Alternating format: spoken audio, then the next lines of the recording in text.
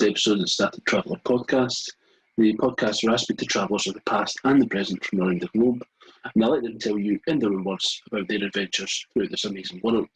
Today's guest on the Static Traveller podcast are travel couple and entrepreneurs Stef&Soph. Their story really is another fantastic one to listen to, so why don't you sit back, relax and enjoy. And remember, if you're watching on YouTube, subscribe. And if you're listening to the podcast on any other platform, leave a review and share with your friends. So sit back, relax, plug in the headphones and enjoy. Hello and welcome to the Static Traveller with me, James.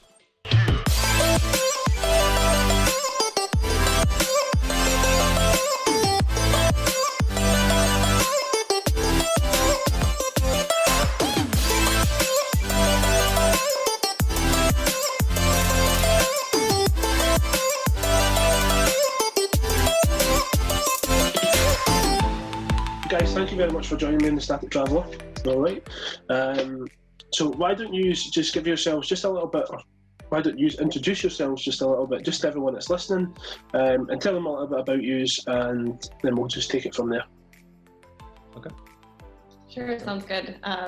So my name's Sophie. I'm living in Toronto, Canada.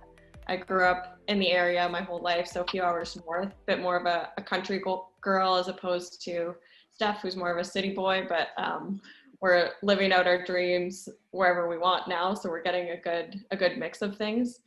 So I've started my own business through COVID, actually, doing management consulting, which allows me to be fully remote, where I was only partially remote before. So we're really excited about this next chapter.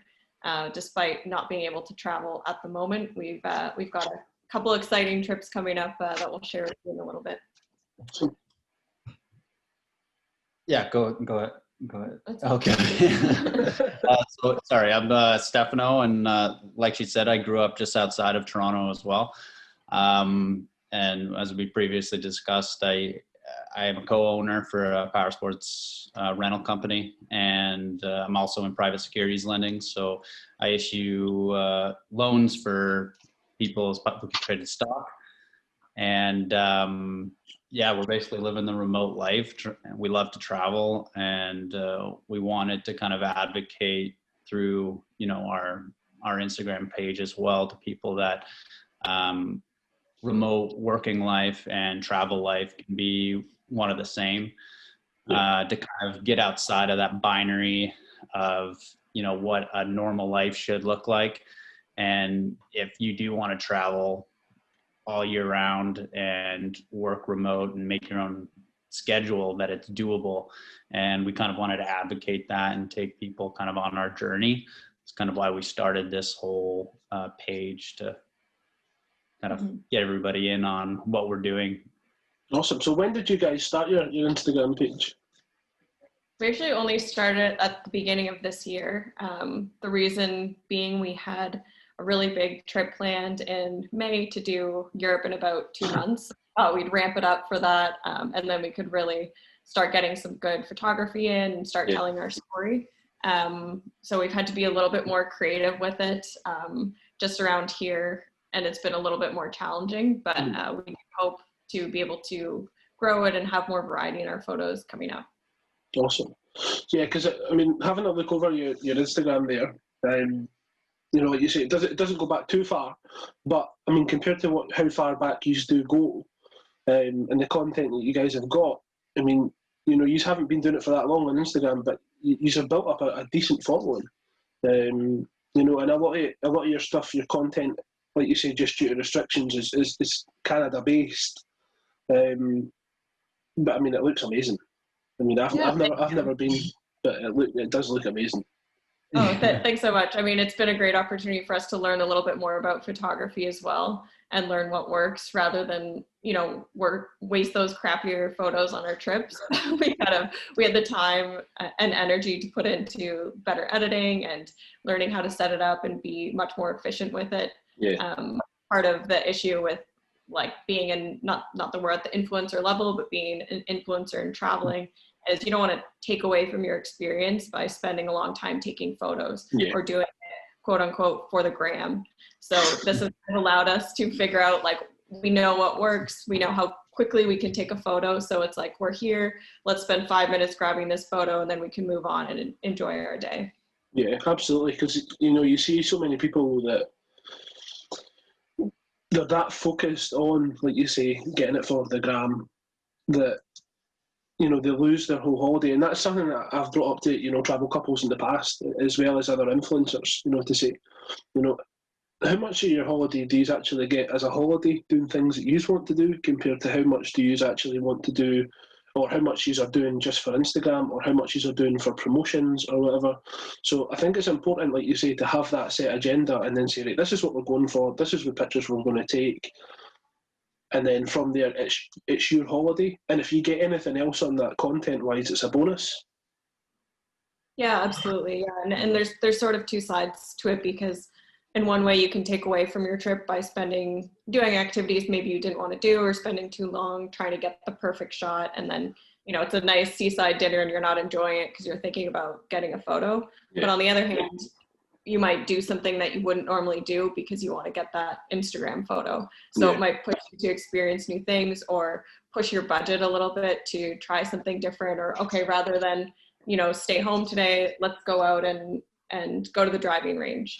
Yeah. Or do something that we wouldn't normally splurge on to get more content. So there are positives to it as well. But, it's the same with remote working too, right? Like, the big debate is like, does working remotely take away from your trip, and does your trip take away from your work, right? It's like the debate with being a digital nomad. So we have yet to really experience that by fully working remotely while traveling.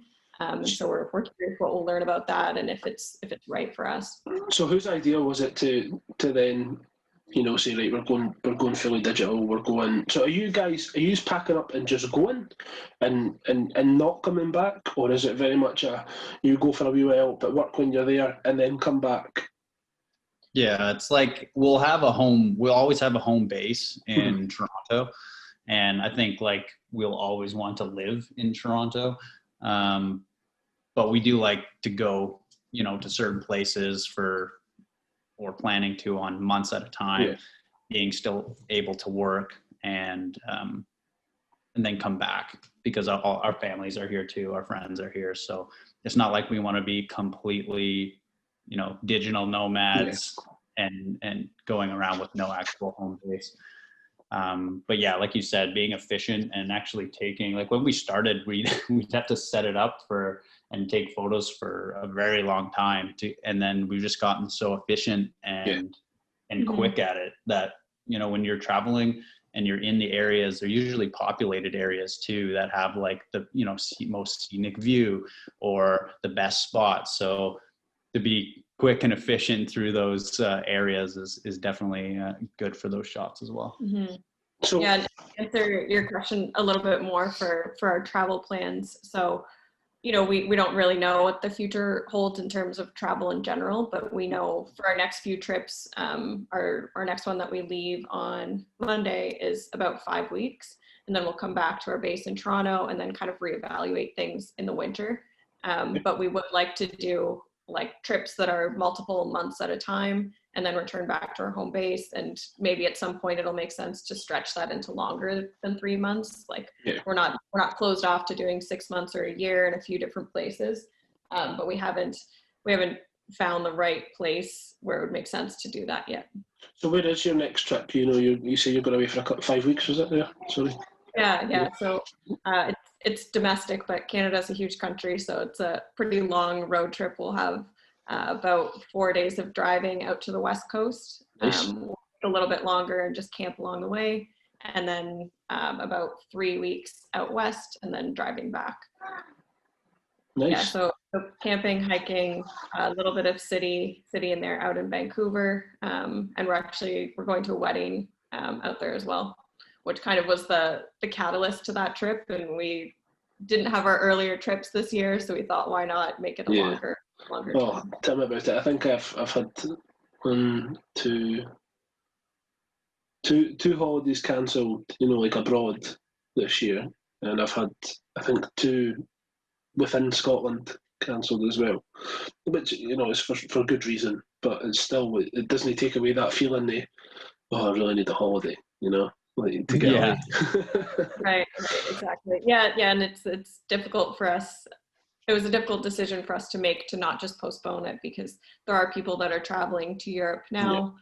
Obviously, this is from the North American perspective, so for us to go to Europe is a big deal. Maybe less for you, but it's we weren't sure what the situation would be like there. Right? We don't want to ruin the trip by not being able to. It's a complete minefield now, you know, because there's that many countries, and they're although they're all within Europe, they've all got their own restrictions. They've all got their certain, and you know, if you're coming from this country, it's different if you're coming from that country.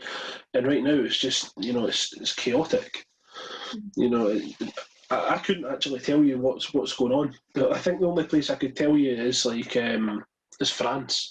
I think, you know, France is fine if we arrive and if we go to France, but if we were to come back from France, we would need to isolate for 14 days. And that's about the only place that I could tell you just now. I think Greece is open, but I think they've been getting new cases because they've just been welcoming people in. We don't know what the situation would be for having to quarantine in these countries, or God forbid we got sick and, you know, have to be hospitalized in a foreign country. I think we made the right decision, but you know, we also have itchy feet, so if once the situation's the same, we might have to compromise and just plan it very carefully. Yeah, we've been pretty lucky in terms of like the Canada outbreak.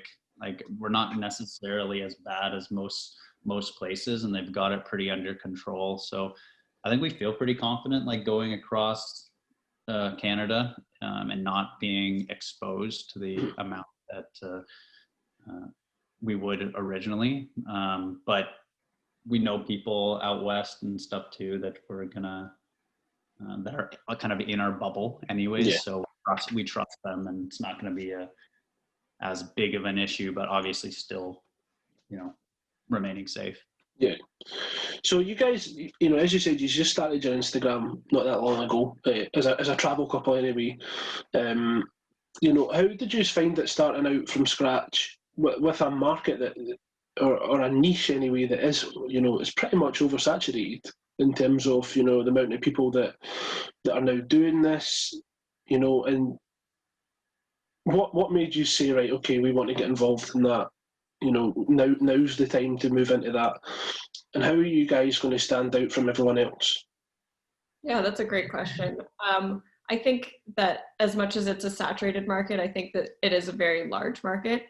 I think that we found ourselves looking at those types of photos and following a lot of travel accounts anyways, and all the better if it's, you know, a happy couple that's doing it. It's very inspiring. I think that there are a lot of people that feel the same way. So I think that there's a big market for it, and it's just about getting in front of people. Like, I don't think there's a limit where people will only follow 10 accounts. But the challenge is just getting in front of them. And there are some really, really strong accounts, and we're like, we don't look like that. And we don't take photos like that. And we're not in, you know, Maldives, one of these cabanas, right? So I think that it's kind of a slow growth. I think our goals with it are not to, you know, get absolutely Insta famous and make a living off of it. So it's more of like a side project for us, and if we can get some brand deals, which we have gotten a few and have a few more coming up, we're happy with it, right? We're not trying to sustain ourselves on it, but it's something fun that we can do together, and we hope that it'll encourage us to travel more, and also to look back on the travels that we've done and have really good photography from it.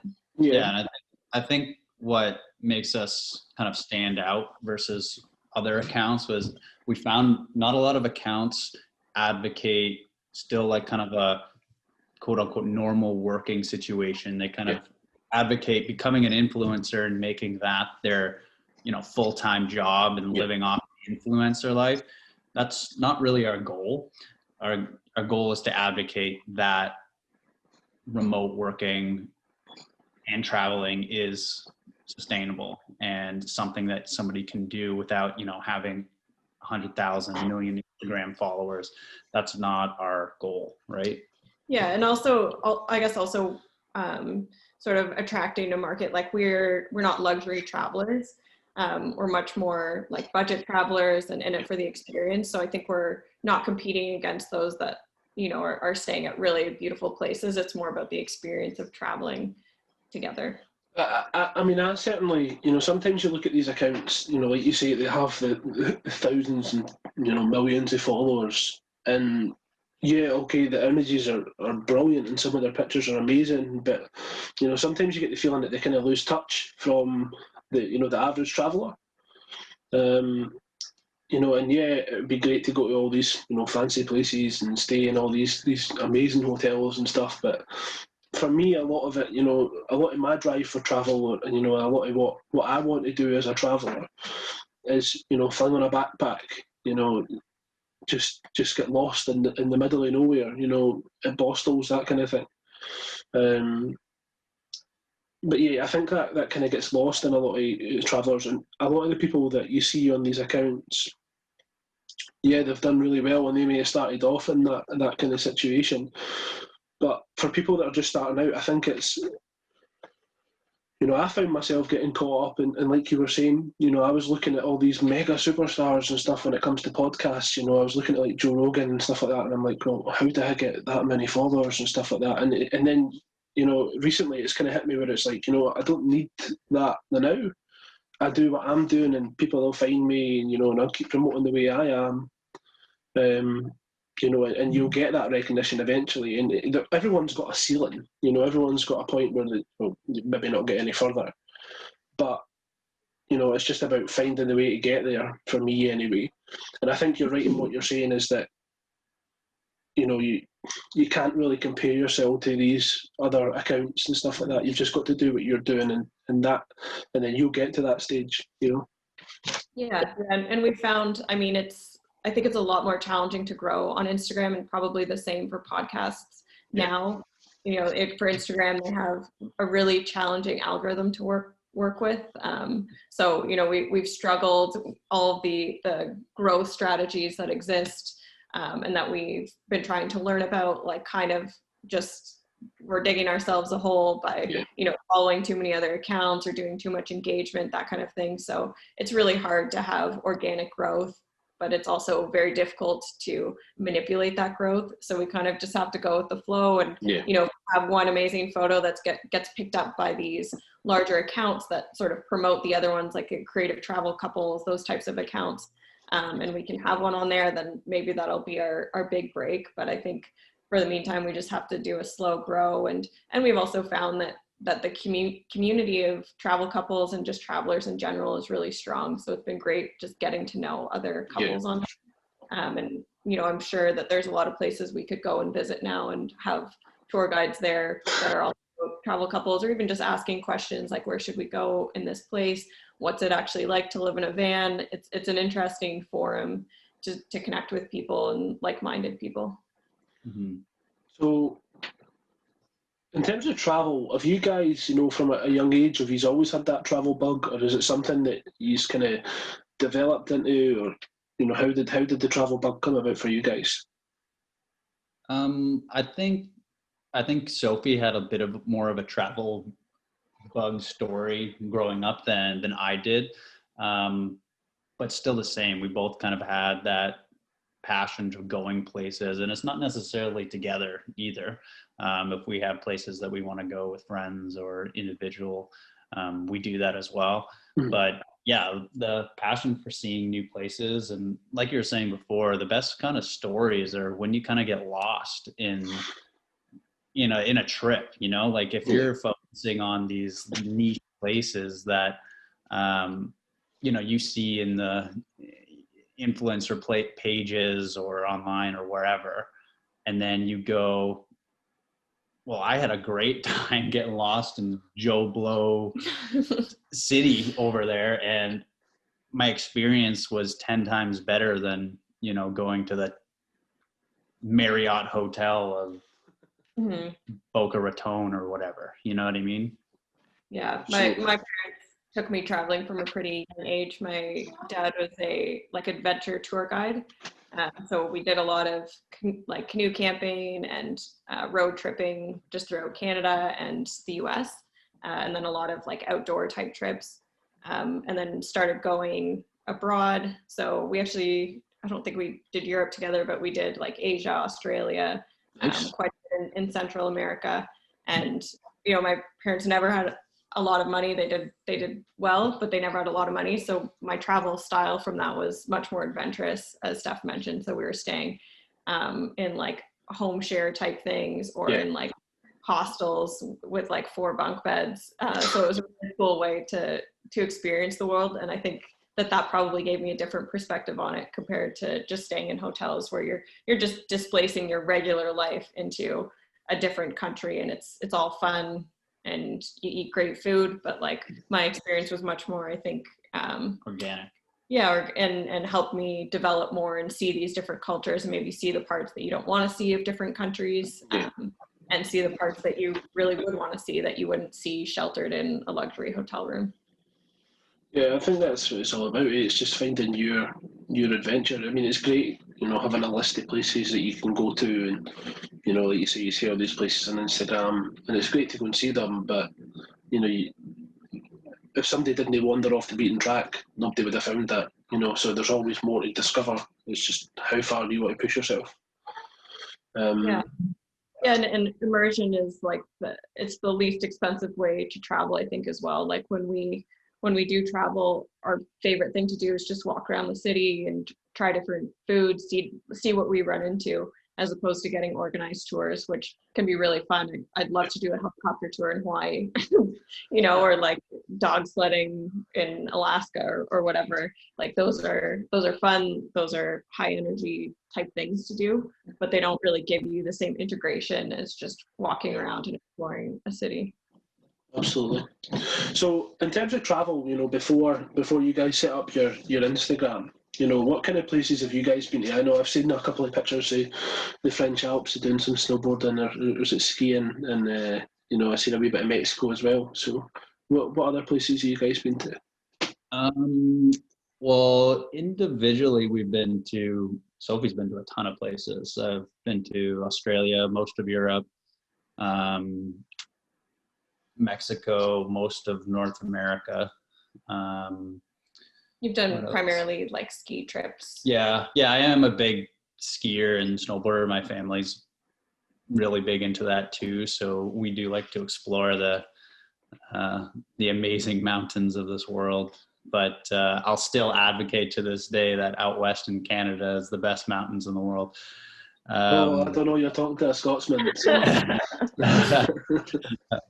But no, we've been to a lot of places. A lot of places are still on the bucket list, but Sophie has traveled too. Yeah, I've done Europe a couple of times. I had a student exchange in Italy, so I saw quite a bit on that trip. I've gone back a couple of times since then.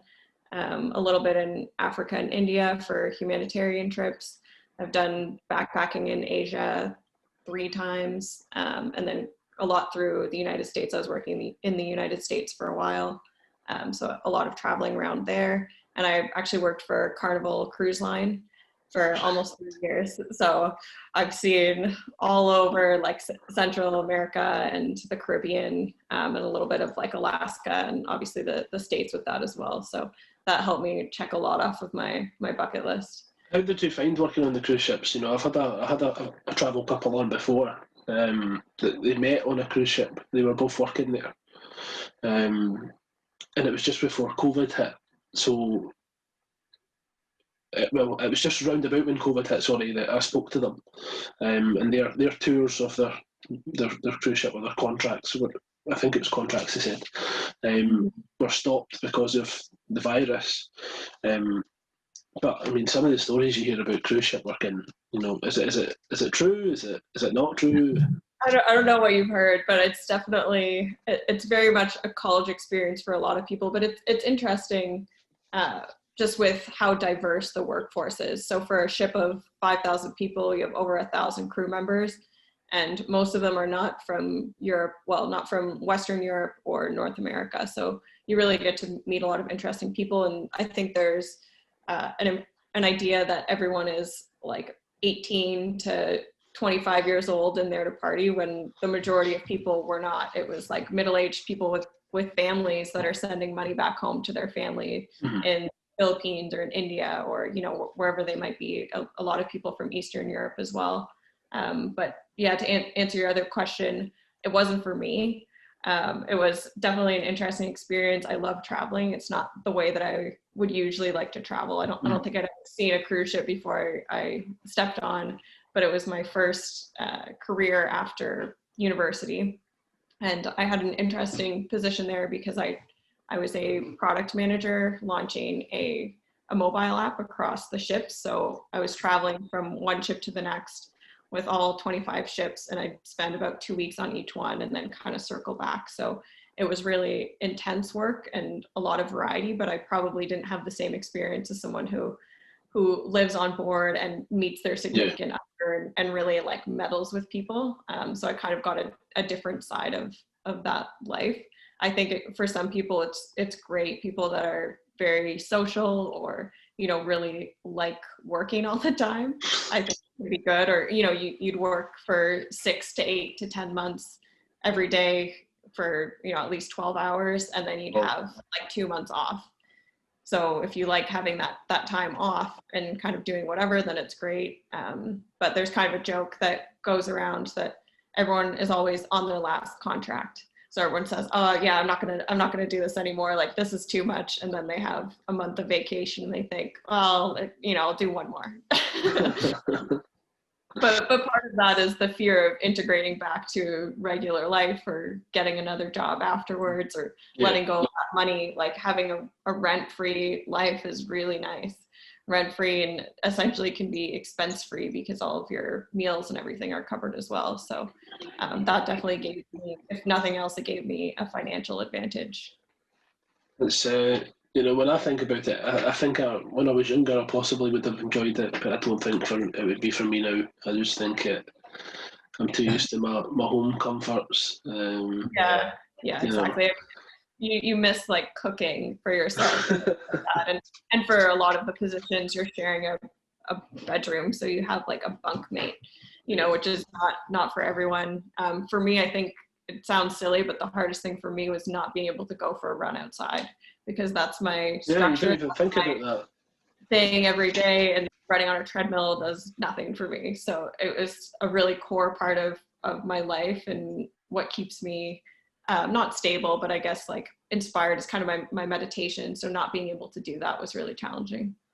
Yeah, because I mean, I know that sometimes if I feel a bit overwhelmed or something, I will go for a walk, you know, whereas on a cruise ship, you know, for a couple of weeks at a time, if you're out there constantly, there's only so many places you can go, you know. Yeah, right. And like wearing a name tag, like you're an employee, so you want to walk around the ship, great, but people are asking you questions. You know, you can't be wearing sweatpants. You have to be sort of dressed up. So it's really a lack of privacy that's really challenging. And obviously living out of suitcases is difficult, especially when for me, who is moving around to so many different places, like that was challenging.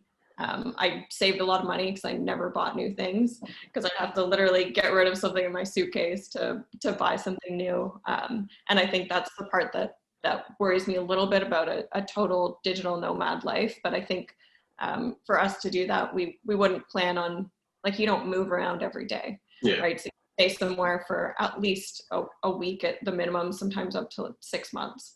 So at that point, you're able to really establish yourself and unpack and get a routine going. Yeah, I mean, a lot of people I've spoke to, when they started out, you know, they were like, it was like a race at the start. You had to go here, had to go here, had to do this, had to do that. And then it wasn't until they realised and they started speaking to other people and they were like, you know, just slow down, you know, take your time. You know, it's you forget that you're not in a rush, whereas if it's just a holiday, you know, you've got this, and this, and you've got this much time to do it. Yeah. Whereas you forget that, you know, you're not on a holiday. This is you now, you know, for however long you want. And I think that's one of the benefits, and it'd certainly be one of the most enjoyable points anyway. Mm-hmm. And I think that's the only way to do it if you seriously want to work remotely and you're not just answering a few emails every morning. Like you're really putting in, you know, 5 to 6 hours of work. You have to stay for longer. Otherwise, you're going to miss out on what's actually in that city. And it gives you the freedom of your time and kind of relaxes you a little bit. Like if you want to see something, you'll see it. You know, it's just about managing your time or making sure that if your work is, 8 hours a day, making sure that you're going to be somewhere over a weekend as well, so you can have like full day to experience things. But rushing around from place to place and the lack of maybe like Wi-Fi you might have or connectivity when you're in transit is also really challenging. So telling everyone, oh, I'll be on a plane for 8 hours on Tuesday, like leave me a message, might not work for every organization, because for us, we make our own schedules, which is great. To some extent, we still have meetings that might fall at a time we don't necessarily want them, but a lot of remote work is also just working for a company remotely, so you're still kind of bound to certain hours. Yeah. So you guys are a travel couple, all right, but you have done travel by yourselves as well, all right. So what do you prefer? Do you prefer traveling yourselves or with your friends, or as a couple? Well, we found so we haven't done a ton of trips together, but the ones that we have, we're kind of similar in the sense of what we want to get from a trip. And as long as your values are the same, it's the hardest to travel with someone who wants, something completely different than the other person. I have, I go on trips with friends too, but like when your friends have totally different outlooks on what kind of trips they want to do. Some people just like chilling on a beach. Some people like, being active and going into the nitty gritty. And some people want to, focus on the main attractions or whatnot. So we definitely mesh in terms of like what we want to do and what's important to us. So I think traveling is pretty good for us. And Sophie's happiest when she's traveling. So it's always good. It's always good. And I mean, we spent a lot of time together before as well. And traveling is a very intense, you're spending all of your time together. But we've certainly pushed ourselves through this quarantine as well with spending like every moment together. So I think our communication was good before. It's even better now. So I think for those extended trips, we shouldn't have a problem with it. I think, it depends on the trips. We're always happy to go with friends. I think we like going with friends, but going together. So going with like another couple or something, because it kind of mixes things up. You run out of things to talk about a little bit, when you're spending all of your time together. So it's just nice. It's always nice to have other people around, even if they're just kind of joining for a part of it, or if we extend ourselves out when we are traveling in a new place and put in an effort to meet other people, whether it's couples or just travelers, to kind of freshen up the perspectives. So it's just great to connect with other people as well. So how long have you guys been together? So we've been together for 4 years. Awesome. And then I had another question there, but in the back of that, and I can't remember what it is now. I hate it when that happens, honestly.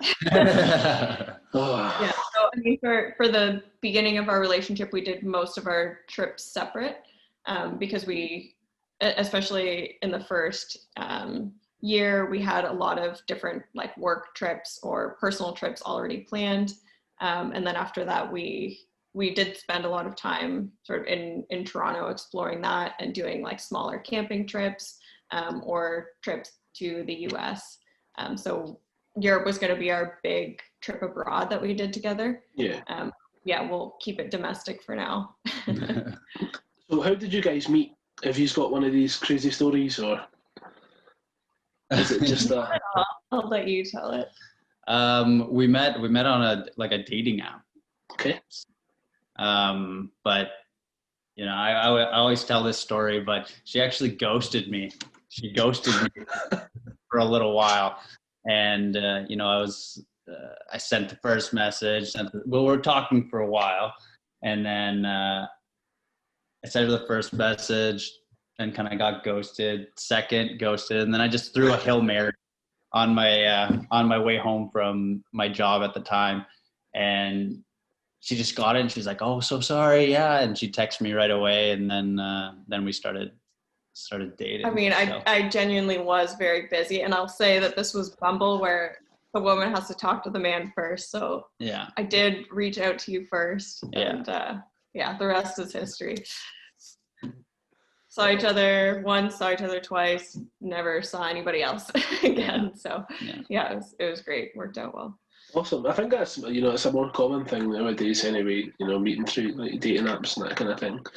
It's actually quite funny because a lot of the travel couples I speak to, that's how they meet. Quite a lot of the guys I've spoken to, they met through dating apps and that kind of thing. I don't think there's any difference between that and, bumping into somebody at a bar and meeting them that way, So you like travelling together, but also in groups, all right? But when you're doing your travelling, or even when you're not travelling, outside of travelling, what's your other passions? Do you have individual passions? Do you have passions as a couple that you do together? What hobbies do you guys have? Yeah, I think we're both very active. So actually this year we got really into cycling, like road biking. We'd always liked just kind of biking around before, but we got more into road biking, which has been a great thing that we can do together or apart. I've always been really into running. Steph hates running. We don't do that together. That's fine. But yeah, that's kind of a core part of my life. But we're both very business minded. So I think, we kind of lean on each other for different ideas, for using each other as sounding boards and kind of like dreaming up of interesting business ideas or, future plans around that. So I think we connect really well around that. We both love cooking and eating delicious food. And we're really big on just smaller little weekend trips. So we have we're really lucky, we have access to chalets and cottages that we can just go and stay at. So awesome. Both our summers and winters are spent doing that, which takes up a lot of time when you're going almost every weekend. So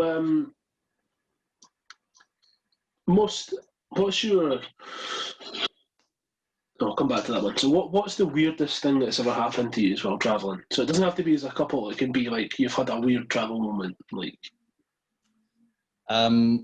weird or like sketchy? Either. The sketchiest moment was when I went to Mexico City with some friends a while back, and we were there to see an NFL game because they do away NFL games in Mexico City. And we had an amazing time. Love Mexico City. This is not coastal Mexico, where Cancun is or anything like that. This is like central Mexico. We just saw the Mayan pyramids and stayed locally, and it was amazing. People, the food, everything was amazing. The one thing they told us was don't take the local subway. Okay, so you take the subway.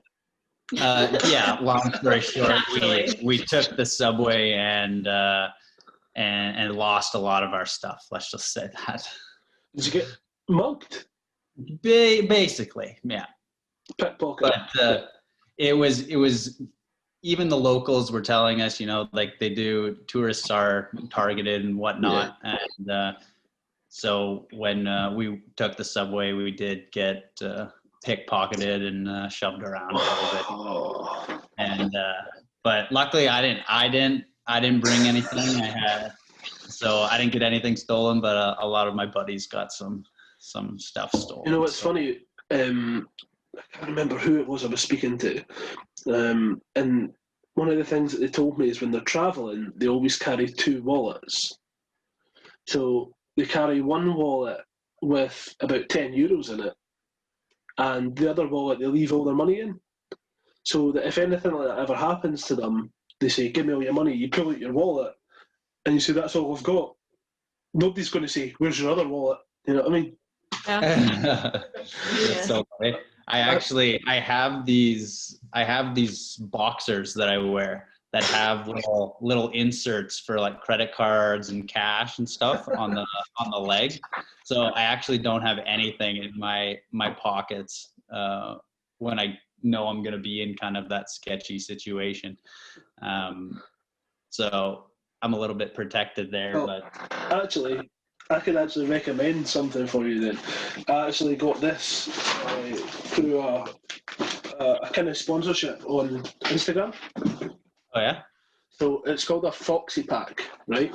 But one of the great things about it is, and this is what I love, see at the top, it's got a padlock built in. Oh wow. Mm-hmm. So you can't open it. It's brilliant. Yeah. That's what you need when you're You just in that can't situation. forget what the code is. Get your toothbrush out. Oh, I know. Yeah, it'll be the bad thing. I mean, it's three digits, so if you can't remember 3 digits, then there's something wrong. Yeah. Right, exactly. Yeah, so I guess my craziest travel story was when I was doing an extended trip. This must have been like 6 years ago now.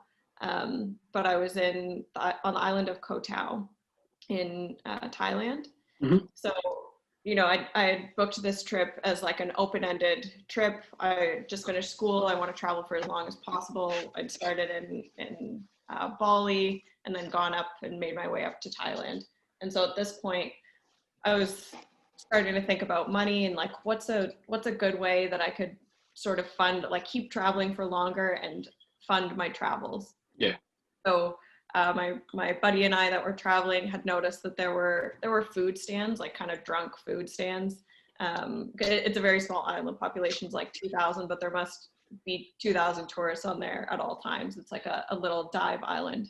And so we had noticed like they only really have like those corn, like that corn on the cob kind of thing for drunk food. And we were thinking like, why don't we bring, do you know what poutine is? It's like a Canadian classic, like fries with cheese curds and gravy. Oh, I was going to say a drink. No. So it's just like the most disgusting but delicious drunk food that you could eat. Yeah. So we're thinking, why don't we try and bring this to this island, and we'll just get a little food cart, and we'll just stand out there when everyone's drunk. We'll charge, I don't know, it's $6 a pop. And then we'll just sell it. So we found a cart, and then we realized that there's no way that we could make like fries and heat up gravy and have like, you cannot get cheese curds on this tiny island. So we decided we'd make grilled cheese, which I think you might call toasties. It's basically bread with cheese in the middle, and then you like grill it. So we were like, let's do that.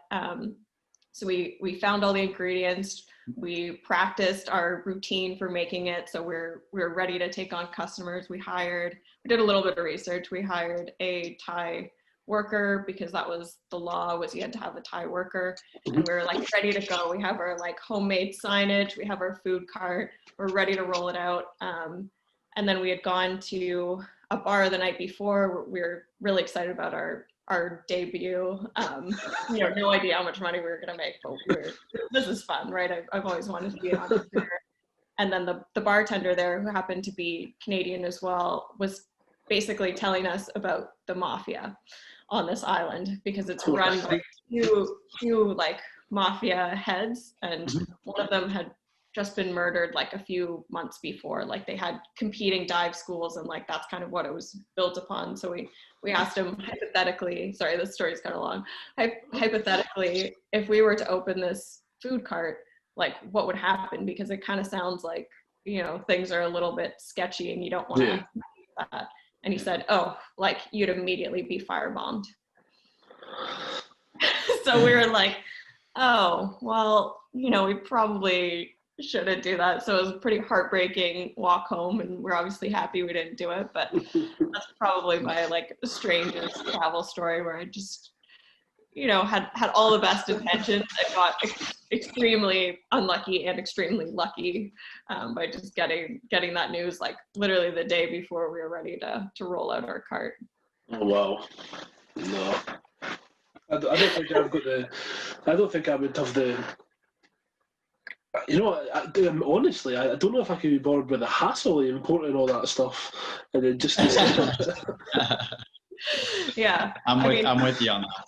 Yeah, I guess it was something that would have been. I think we only really lost like $200 US total, right? Because like things are not that expensive there.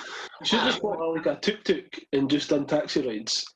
Yeah, right. Yeah, I could have run with them to get my runs in too. So, from the weirdest moment, what's your best moment, or one I like to say, you know, what's your most breathtaking moment when you're traveling? Just getting like immersed into something local. Like I'll give you an example. When I visited my best friend moved to Australia. Mm-hmm. And when I went out to visit him, I stayed over Christmas and New Year's. And just, that was kind of my first trip.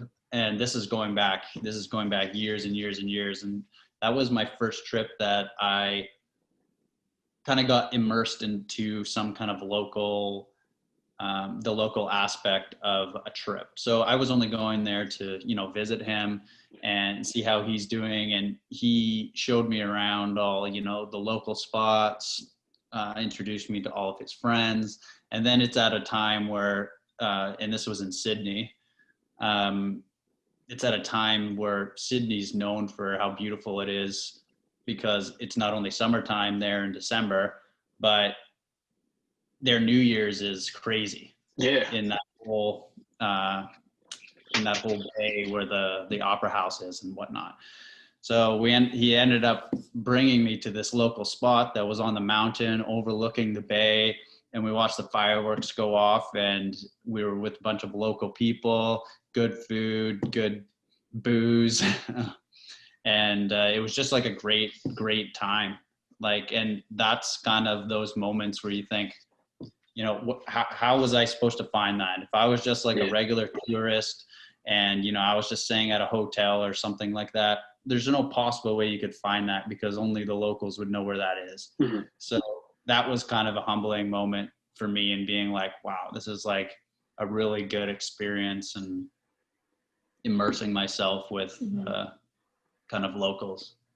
Yeah, that's great. Mine's actually in Australia too. Kind of stole my thunder. But I will say one of my favorite things to do when traveling is visiting local markets and local grocery stores, because I think that gives so much insight on like culture and just how kind of makes you feel how different things are. And not that one's better than the other, right? But you, like in Asia, you'll see like chicken feet in a little plastic bag and you're like, huh, we don't eat that here.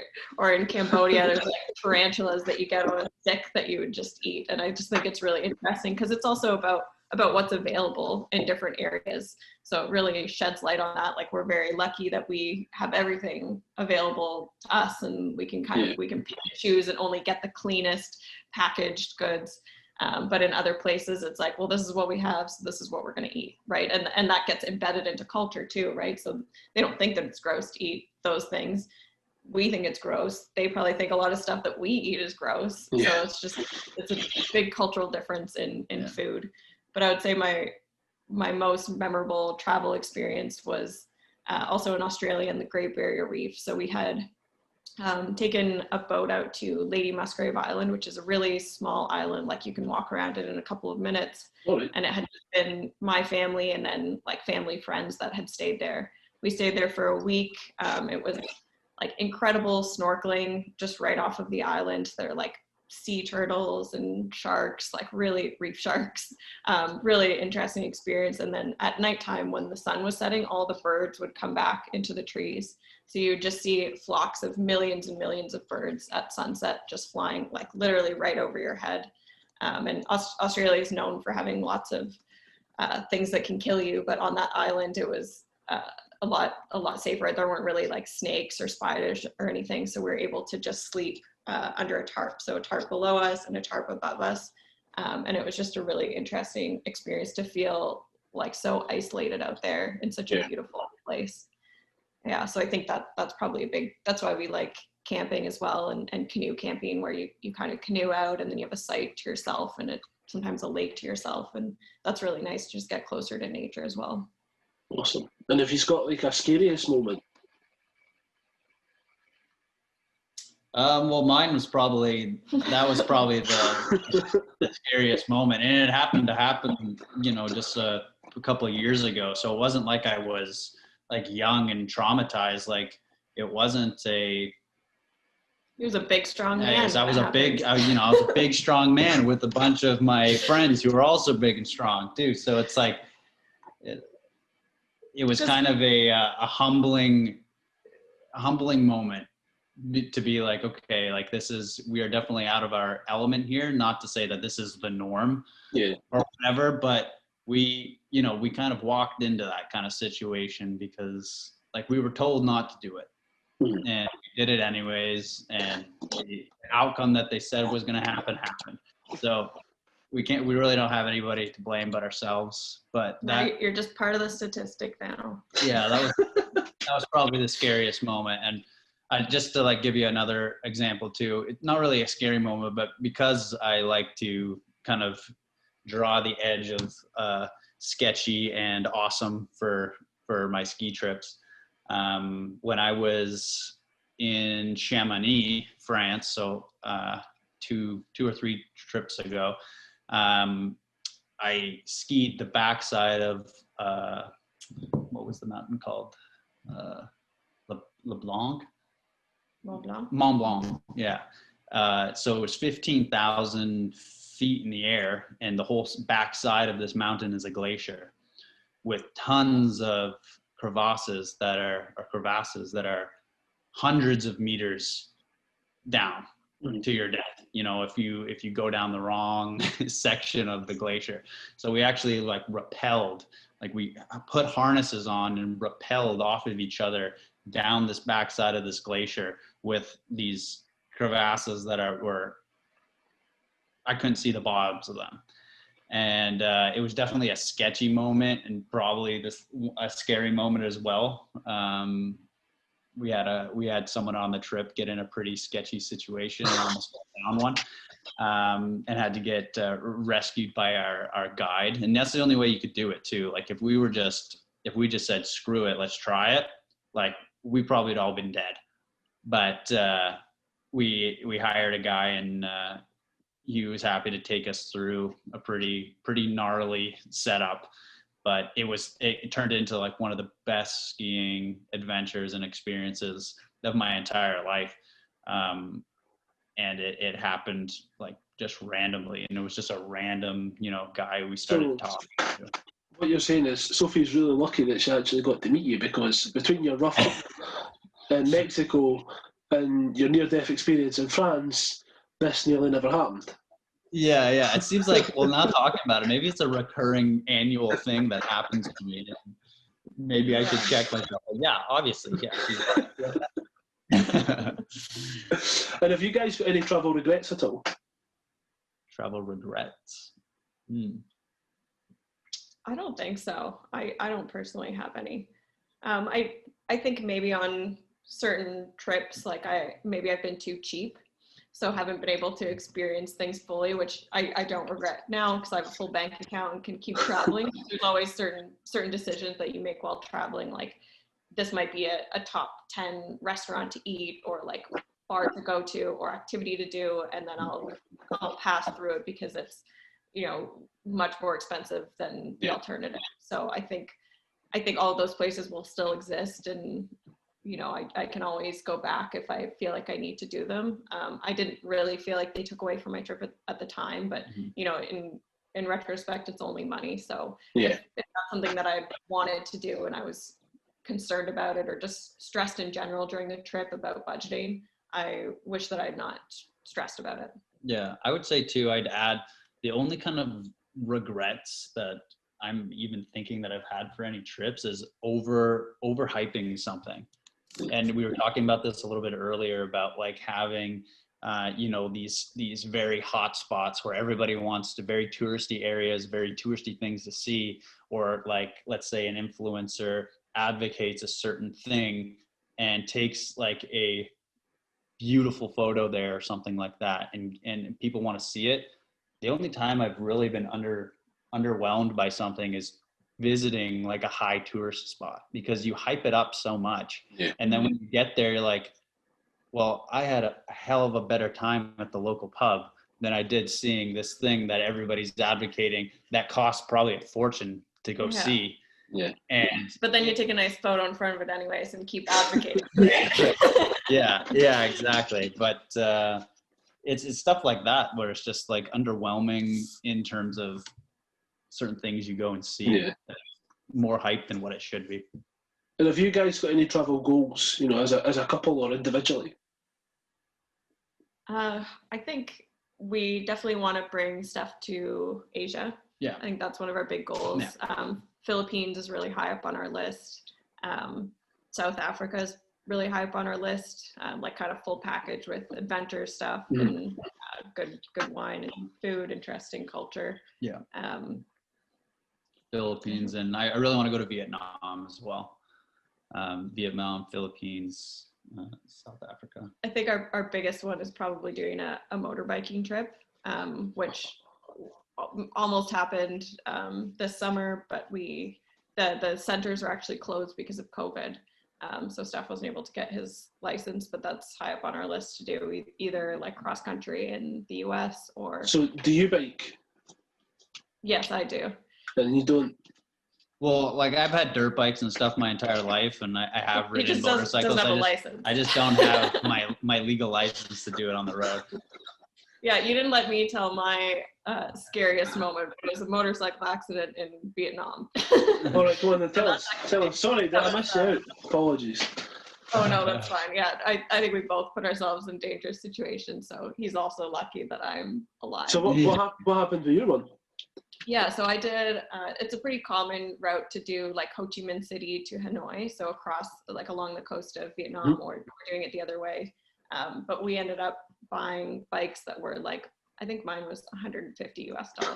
Like that's kind of what you just buy a crappy bike, and they tend to fall apart a lot. So luckily there's garages everywhere. We'd have something break down every day. Like this is my first experience motorbiking, and it was like the first day was like 10 hours and like potholes everywhere, every kind of terrain. So I got good at it pretty quickly, I'd say. But our bikes were just falling apart constantly. So my friend who was in front of me, his brake or his back brake or something just kind of fell off.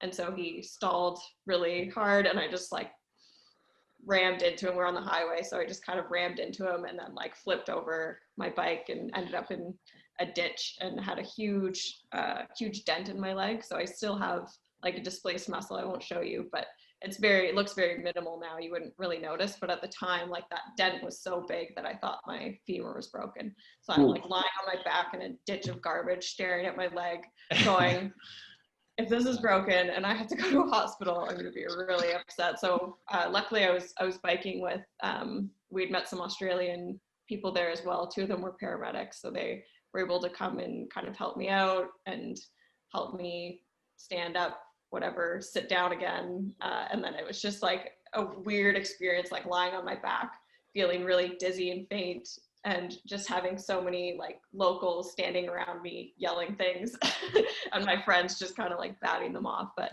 yeah, luckily I didn't have to go to the hospital or anything. And like the damage is, I guess, permanent, but doesn't really affect my life too much as of right now. But that definitely gave me the itch to motorbike, despite that little accident. It's like total freedom when you're doing it. I'm hoping that we can do it that way, because then your trip becomes about the actual traveling, right? Which is just a different way to travel, and like it's much more enjoyable, I think, than sitting in a car road tripping. You can't bring as much stuff, but like your daily activity is just getting from one place to the next. If you guys want to do like a motorbiking trip, I need to recommend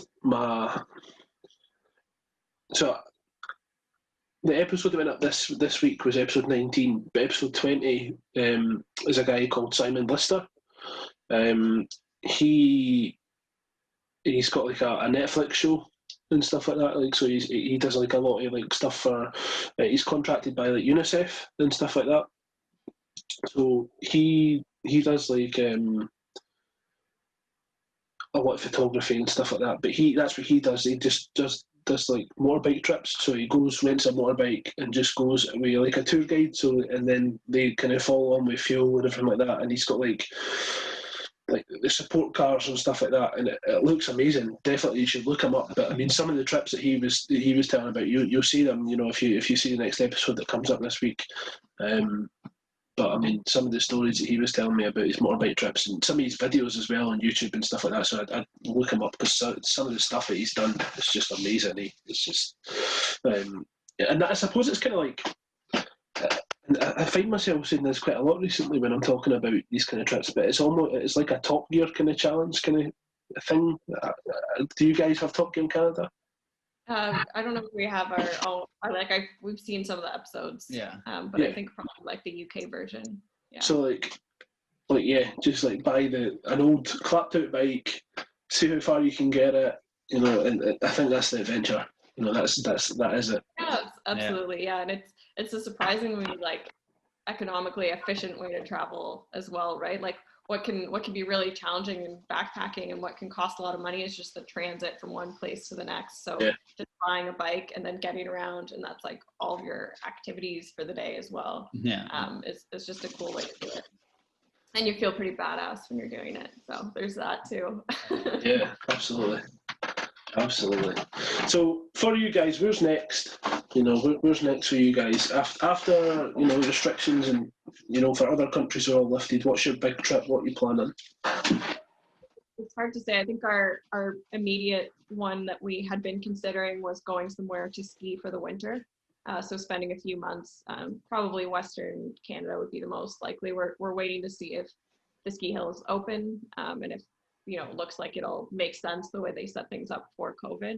But after that, we're still planning on doing Europe next year. So we're just postponing it a full year. I think springtime will be the best time for us to do it still. So that'll be our next one. And we'll be focusing more on sort of Eastern Europe. We've done Western Europe a couple of times. So our original plan was to start in Croatia and kind of work our way up probably until like, Poland and spend some time in Slovenia, Slovakia, Hungary, like the whole bit, and then even see if we can make it all the way to Spain or Portugal. Nice. Yeah. Have you any guys been to Scotland before? No, we haven't. No, I have Scottish heritage, so I really should get there. I'm waiting for my dad to take me. Yeah, we're hoping we can get to like a family trip there because there's good cycling in Scotland and Ireland. My family's really big into cycling, so doing a little cycling pub tour sounds pretty great. There you go. Yeah, absolutely. So do you think these will ever stop traveling, or do you think this is used for life now, kind of, you know, this nomad lifestyle or nomad-esque lifestyle? I think it depends on the circumstance. I mean, for right now, yes, it's great. If we ever get to the stage where we, you know, wanted to start a family and stuff, and maybe had a little bit more roots, then probably for a while. But as soon as probably they got of age or something like that, then we'd revert. Yeah, I think it's different traveling when you have a family. It's just shorter trips like vacations as opposed to long-term traveling. I think it's challenging it can be really rewarding for a child to grow up like experiencing all of those things. But it can also maybe be damaging for them socially or not really building good networks in one place. So I think we would still stick to our like basing ourselves in Toronto and then doing trips and hopefully take them to really interesting places like in the summertime or on winter holidays. But I don't think we'd want to live a nomadic life with children. Yeah, it's just not worth the risk of. Can't take the risks of the stories that we've been talking about with when you got other people to worry about. Yeah, so. Absolutely. I mean, like I've got a little girl myself. She's 6.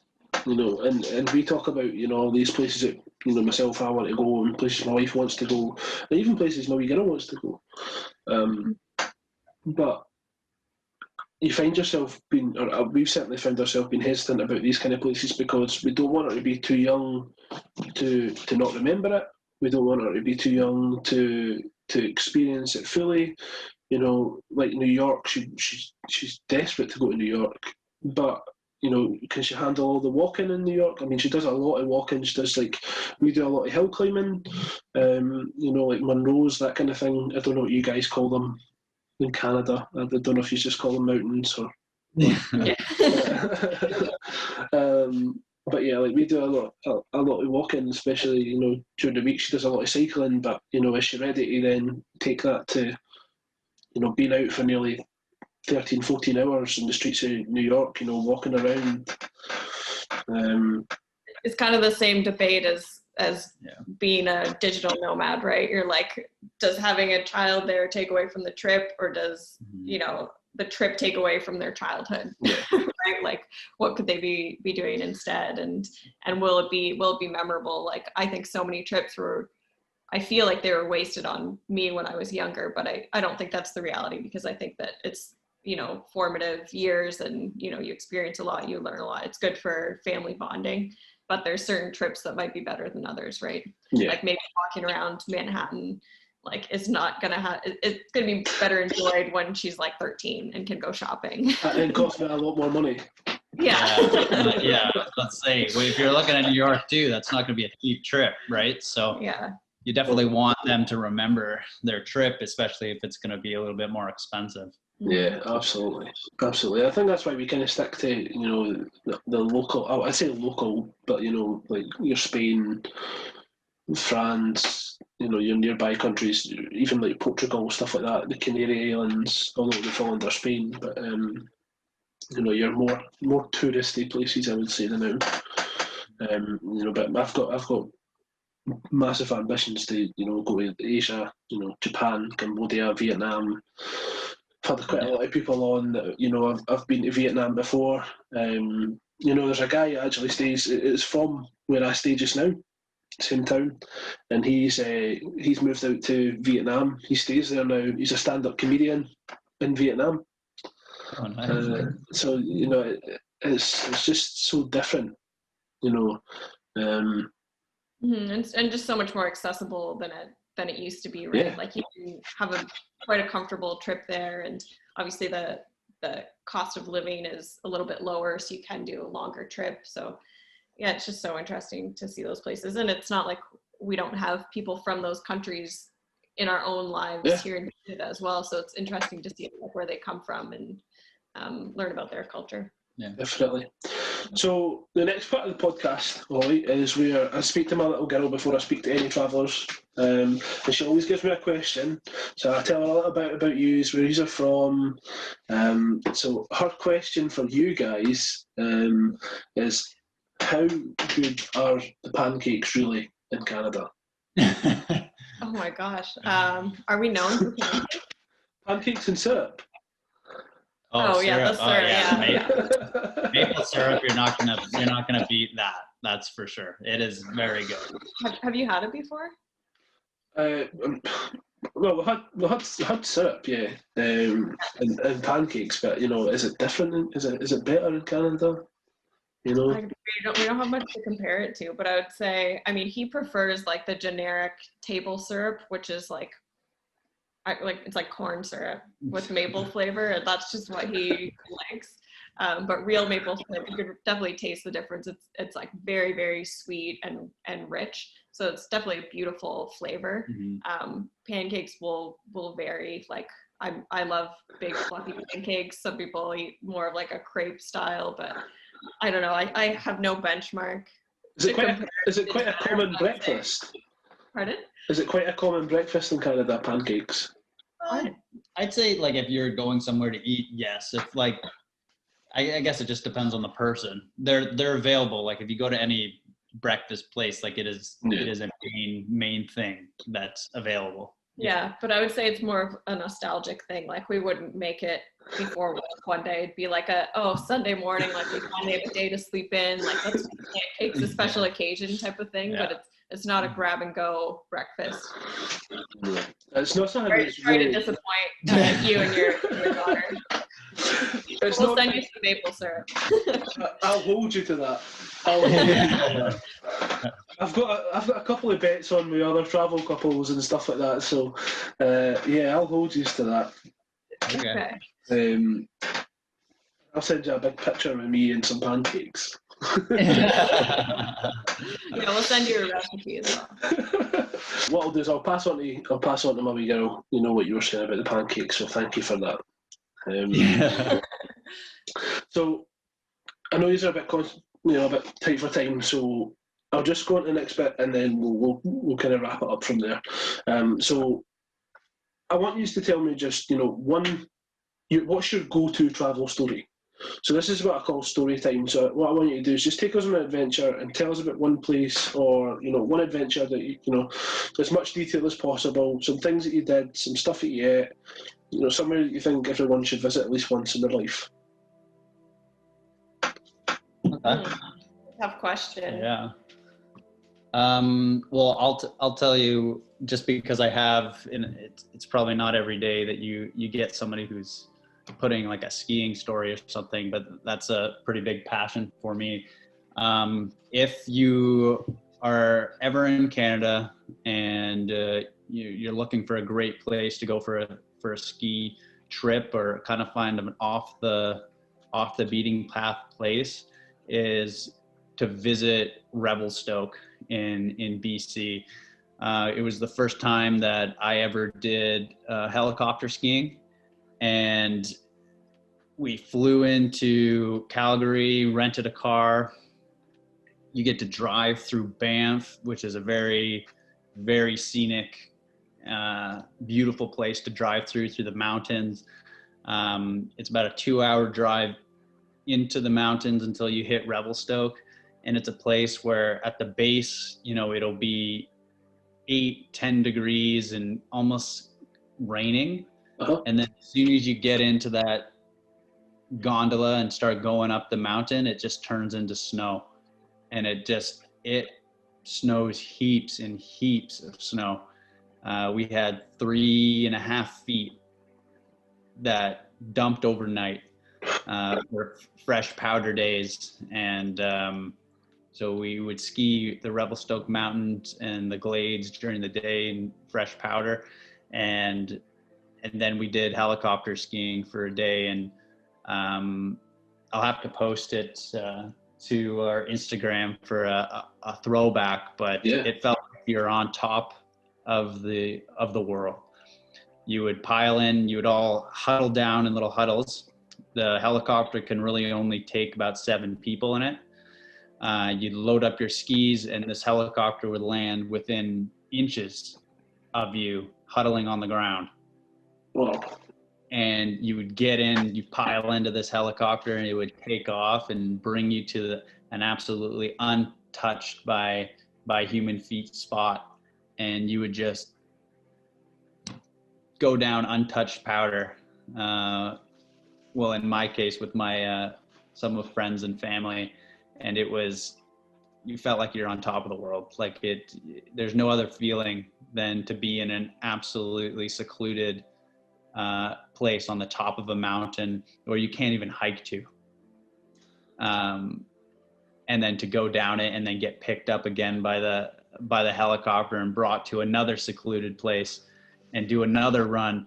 And this happened 7 times, and you can only do 7 runs in the whole day that you're with the helicopter. So these runs are long and beautiful runs. And I would say that that's a bucket list item if anybody's into skiing and traveling and finding these remote places, because a lot of people can get drawn to places like Whistler because it's brand name, right? And they do have a nicer village. But if you want to go for pure skiing enjoyment and snow quality, Revelstoke is definitely the place to go. Awesome. Yeah, I would say, I've been to Bali 3 times now. I would say my advice for Bali, it's amazing to go there. It's absolutely beautiful. People are incredibly friendly, but I would say don't overlook just visiting the main tourist places in Bali. So like Kuta is kind of the main city that you arrive in, and you could spend a whole week there just kind of on the beach and in resorts, or a few of the beaches nearby, like Jimbaran, which has amazing seafood. I definitely recommend a few days there, but I would say don't overlook doing a larger trip around the island. And a lot of people do go to Ubud, which is kind of more of a jungly type place and has really interesting Airbnbs. You've probably seen photos of them with all of the rice fields. But I had actually taken a car and driven like around the whole coast of the island. So kind of like up through the middle and back around the coast, and did some really interesting diving, did some like dolphin watching, and just saw really cool places along the way. So it's much less traveled. People were incredibly friendly. Food was good and spicy as usual. And then of course there's sort of the little islands to see around, and that was lovely to do as well. But I think there's a whole interior that a lot of people miss. And I think doing a lot of countries by car gives you that freedom of seeing those places, or by scooter. But with 3 or 4 people when we did it the first time, so doing it by car just made more sense. And it was just much more adventurous, and you don't get sick of the things that the city might have because it's very touristy. You have people trying to sell you things all the time. You could be ready to go after 3 days. So rather than leaving, explore some places that might be a little bit quieter. Okay, awesome. So we can go one or two ways for here. All right. There is normally a bit where I would face you two guys off against each other and ask you some questions, and then wrap it up. However, I know you guys are tight for time, so we can either try and squeeze you in another day this week to finish it off, or we can wrap it up here and now. So I'll leave that to you guys. What do you just want to do? How long is that last bit? Is it pretty quick? It's about 20 minutes. 20 minutes? Okay. Yeah. Be pretty. Is there a way to shorten it? Do the questions, or it's like a set of... We could probably shorten it, yeah. If you are quick with the answers, we could probably shorten it. Okay, all right, we can try. Yeah, let's try. We'll do a speed round. So, do you guys want to try the video again? Sure. Sure. Fingers crossed. There we go. We're jamming. Perfect. Right, okay, so I'll leave it up to you guys. Either one of you need to cover the ears or leave the room. Okay. So, sure. but what I would say is, though, right, is you're not going up against each other, you're going up against every other travel couple I've spoken to. Okay. Oh, gosh, yeah, so, okay. So one has to answer the questions and one has to guess the answers that the other one's given. Ooh, okay. That's tough. This is a fight waiting to happen. All right, I'll cover my... Right. Okay, Steph, you ready? Ready. So when you're traveling, what's your travel essentials? Travel essentials. You can't say it out loud so she can hear you. Okay, no, she's covering. I'd say travel essentials. I'd say depending on where you are, I'd say an Nalgene and a portable charging. Okay. Portable charger. What's your hometown? My hometown? Yep. Like where we both are, or where I grew up? Where you grew up? Mississauga. Mississauga. Sorry, Mississauga. Mississauga. Okay. Sorry. What's your favourite food? My favourite food.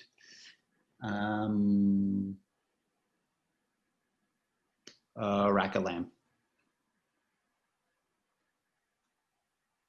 Okay.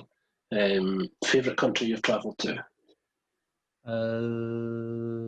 Australia.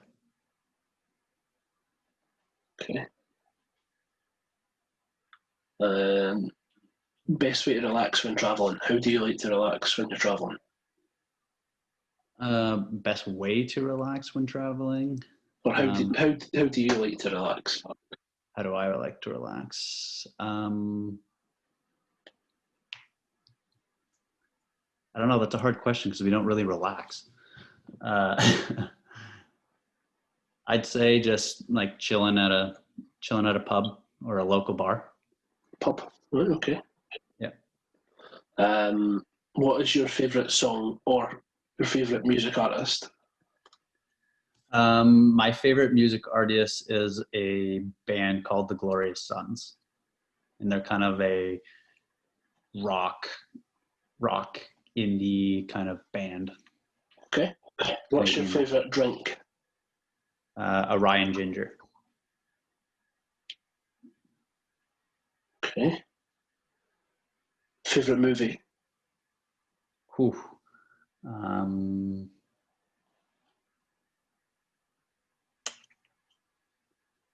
Armageddon.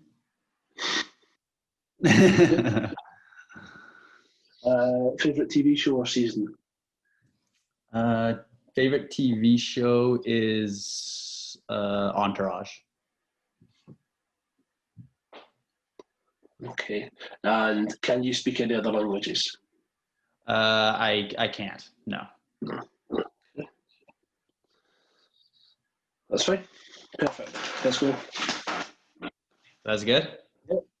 Right, so Yeah, do I have to plug my ears now? No. She's got to try and guess your answers. Oh. Okay, Sophie. Right. No, you need to be truthful. Did you hear any of that? No, I didn't. Right, we'll find out. If you get 10 out of 10, I'm getting suspicious. There's a couple on there that I don't think she'll get. Right, Are okay. these are they all travel related? Not necessarily. No. So these are all questions that Steph, they are his answers, so they're about him. Okay. All right? Yeah. So what is his travel essential? So what must he have with him when he's traveling? Oh, like hair gel. Oh my god. And oh man, that's tough. Like hair gel in your phone. No, Yeah. obviously not. Yeah. That's a really difficult question because you wouldn't bring one thing, two things when you're. Yeah. Okay, probably that and a plastic water bottle or something. Yeah. 3 things he didn't say. I said Nalgene. Oh, not plastic. I'm going to be honest. I don't know what that is. Oh, Nalgene's like a plastic water bottle. Oh, right, okay. Okay. You know, I'm feeling generous. I'll give you it. Okay. Oh, nice. What is his hometown? What's the name of his hometown? Oh, he either said Mississauga or Oakville. Okay. He went to school in Oakville, but his parents' house is in Mississauga, which is in the Greater Toronto area. What is Steph's favourite food? Favorite food? Oh.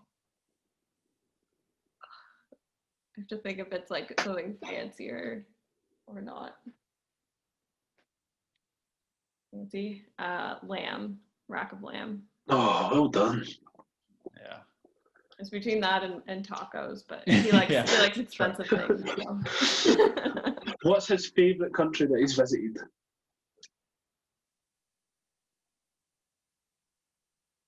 Probably Australia.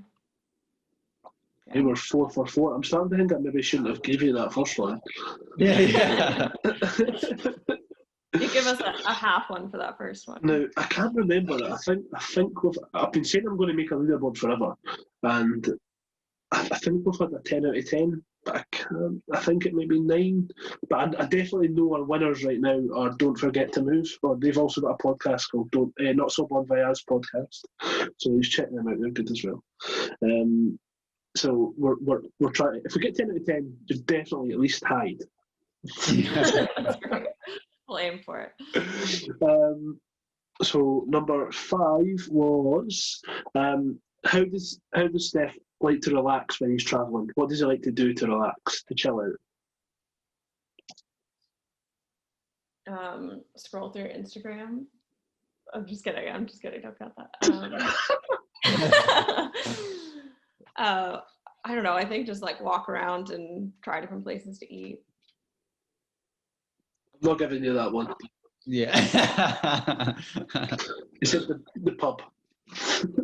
Yeah, Eat, drink. Pub or a bar. Yeah. What is his favourite song or artist? Favorite artist is Inglorious Sons, Well done. which is a Canadian band. We're going for 9 out of 10 here. That's a good score. I was so surprised. I didn't know she was going to get the Glorious Sons one. What's Steph's favourite Good every drink? day. His favorite drink, rye and ginger. Ooh. Specifically 40 Creek rye. Oh, that's pretty And good. specifically Canada Dry ginger ale. What's his favourite movie? Oh, that I don't know. Probably something with cars. He didn't mention it in his hobbies, but he's a huge luxury car fanatic. Well, there's like, what, 11 Fast and Furious movies to choose from? Yeah, true. Or, You know, I probably should have said something along the lines of those. if you wanted me to guess properly, Yeah. you should have. I would say, what's that new one that just came out with like Will Ferrell? Eurovision. No, maybe not Will Ferrell. Oh, what's the Ford versus Ferrari? That wasn't Will Ferrell. I didn't actually watch it. That is a good movie, but Okay, well that's my guess. It's obviously not it, but I'm not gonna guess. So he's went a bit more classic. He's went Armageddon. Oh, I haven't even seen that. no. I don't even Although know. Ford versus Ferrari, that was a good film. It was really good. I did enjoy that. Number 9, what's his favourite TV show or season? Entourage is his favorite show. Well done. So we're going for 8 out of 10 here, which again still isn't a bad score. We'll take it. What other languages can Steph speak? Oh, none. He has like one line that he says in French and one line that he says in Italian. Well done, 8 out of 10. A couple in Italian and a couple in Spanish. 8 out of 10. So that's a good result. That's a good result. I think, Yeah. It's definitely more stressful being the guesser. Wow. Yeah. I think you're maybe about 3rd or 4th place there, which is not bad. Okay. That's pretty good. We'll take that. Yeah, that's not bad. I'm The still movie fine. one, honestly though, the movie one took me off guard a little bit because we honestly don't really watch. We don't really watch that many movies. It's more shows we watch. So she wouldn't have. We haven't really watched tons and tons of movies, but she speaks another language though. She's fluent in French, so that's good for her. That's why I don't need to know any. No, listen, I need to find somebody to make me a leaderboard because I've been trying forever to find one, and can I find one anywhere? No, I cannot. So, if anybody's listening and they can make leaderboards, then please get in touch. But yeah, no, guys, listen, thank you very much for joining me on the Static Traveller podcast today. It's been a pleasure speaking to yourselves. Why don't you tell everyone that's listening, for people that don't know, where can they find you guys? Where can they follow your story? What can they expect from you coming up in the near future? Yeah, for sure. We're on Instagram at Stef&Soph, STEF, and Soph with a PH. So you can just find us there. We do all of our posts. We do have our upcoming trip, so we'll be doing a lot more interesting posts and stories, but you can definitely look through and see how creative we've had to be through quarantine, and definitely reach out to us if you want to do any collaborations or you just have questions about traveling or anything that we're working on. And yeah, thank you so much, James, for having us on. We're looking forward to listening to it and to listening to all your other ones as well. Awesome. No, listen, like I say, thank you very much. It's been a pleasure speaking to yourselves. I will put all the links in the description for Stef&Soph's any media or content they want from me to advertise. I certainly will. But listen, guys, thank you very much for listening. Don't forget to subscribe on YouTube because this is now a new format. So we're now on video. These are the 3rd video guests that I've had. So it's definitely, I think it's the way to go.